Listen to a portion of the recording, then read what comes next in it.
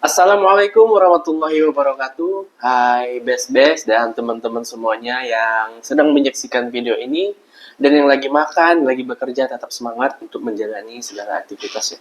Kembali lagi dengan kita berdua, saya Guri. Saya Vina di acara Q&A seputar hukum.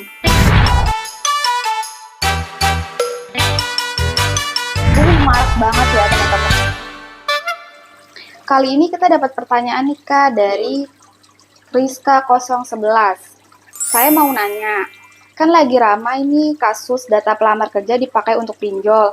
Terus terkait itu, ada nggak sih pidana yang dapat dijatuhkan untuk pihak yang secara melawan hukum menggunakan data pribadi yang bukan miliknya, tanpa ada persetujuan yang sah dan eksplisit oleh pemilik data pribadi tersebut? Terima kasih. Soal Iya. Emang lagi rame banget pinjol Vin, ya yang banyak digunakan oleh orang-orang mau petinggi atau ya perusahaan-perusahaan pasti ada lah yang pinjol. Dan ini juga baru ya kejadiannya kayaknya. Sampai dapat 1 M ya, kalau nggak salah. Kisaran miliaran. Ya, kalau kita lihat dalam Undang-Undang Perlindungan Data Pribadi ya, juga sebenarnya udah mengamanatkan nih Pin, bahwasanya data kita itu harus dijaga kerahasiaannya dan digunakan sesuai dengan prinsip-prinsip perlindungan data pribadi. Nah, dalam pemrosesan data ini juga tidak serta-merta digunakan secara bisa dia sendiri menggunakan tanpa adanya persetujuan dari si pemilik data tersebut. Ya, jadi harus berlandaskan pemilik akun tersebut menyetujui datanya dipakai untuk ya misalnya pinjol segala macam gitu. Nah, dan dalam kasus yang sedang terjadi ini, si pelamar ini kan melamar kerja, terus datanya dipakai untuk pinjol ya. Nah, hal ini dapat dianggap sebagai pelanggaran dari prinsip-prinsip perlindungan data pribadi. Sebagaimana dalam pasal 47 ayat 1 POJK nomor 10 tahun 2022 bahwa penyelenggara wajib memperoleh persetujuan dari pemilik data pribadi untuk memperoleh dan menggunakan data pribadi. Untuk hukuman bagi pelaku yang secara melawan hukum menggunakan data pribadi yang bukan miliknya itu kita bisa lihat dalam pasal 65 ayat 3 junto pasal 67 ayat 3 bahwasanya pidana penjaranya itu paling lama 5 tahun dan dendanya paling banyak 5 miliar rupiah. Dan juga pelaku yang mengungkapkan data pribadi yang bukan miliknya secara melawan hukum itu dijerat pasal 65 ayat 2 junto pasal 67 ayat 2 bahwasanya dipidana penjara selama 4 tahun dan dendanya itu paling banyak 4 miliar rupiah gitu kan.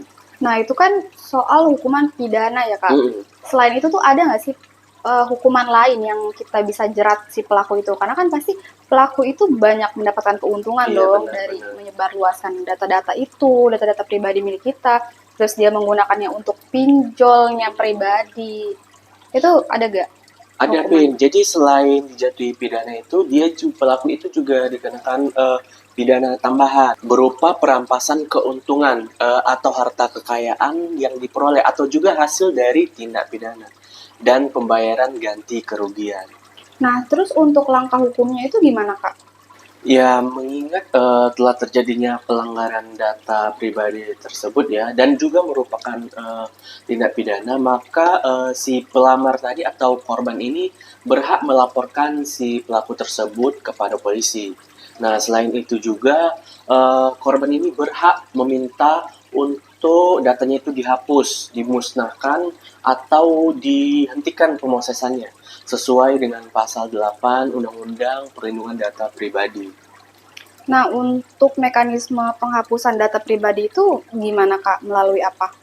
Nah, kalau untuk penghapusannya itu harus minimal melalui yang pertama itu penyediaan saluran komunikasi antara penyelenggara dengan pemilik data pribadi. Terus yang kedua, fitur yang memungkinkan pemilik data pribadi miliknya Dan yang terakhir atau ketiga yaitu pendata atas permintaan penghapusan informasi elektronik. Gitu, Vin. Nah, untuk Kariska, jadi jawabannya apakah pelaku itu bisa dipidana ya? Bisa pelaku itu dipidana penjara, denda, dan pidana tambahan. Nah, buat teman-teman di luar sana juga yang lagi mencari pekerjaan, coba dipastikan dulu perusahaan yang kalian lamar itu benar-benar atau perusahaan yang bodong ya. Takutnya data pribadi kalian malah disalahgunakan. Buat teman-teman pokoknya lebih hati-hati lagi menggunakan data pribadi. Iya, soalnya kan yang perusahaan yang legal aja bisa data kita bisa disalahgunain, apalagi yang perusahaan yang ilegal gitu atau bodong. Jadi tetap harus hati-hati dalam ketika melamar pekerjaan dimanapun kalian melamar. Gitu. Nah, untuk Kak, siapa tadi namanya? Kak Rizka, terima kasih sudah memberikan pertanyaan kepada kami di Q&A seputar hukum ini. Dan buat teman-teman semuanya yang ingin bertanya mengenai seputaran hukum atau yang lagi viral, bisa kalian tulis di kolom komentar. Dan jangan juga lupa buat selalu aktifin lonceng notifikasinya agar kalian bisa mengetahui video terbaru dari kita. Dan tak lupa juga like, comment, share, dan juga subscribe sebanyak-banyaknya. Terima kasih.